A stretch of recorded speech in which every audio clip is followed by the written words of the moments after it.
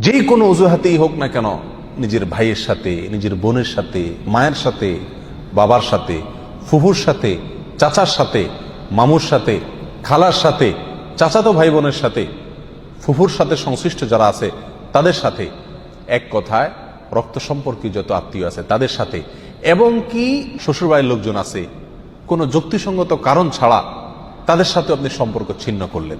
আত্মীয়র সাথে সম্পর্ক যে ব্যক্তি ছিন্ন করে, এই ব্যক্তির জন্য জান্নাতে প্রবেশের সুযোগ নাই। নবী আলাইহিস সালাম বলেছেন, লা ইয়াদখুলুল জান্নাতা কাতি'।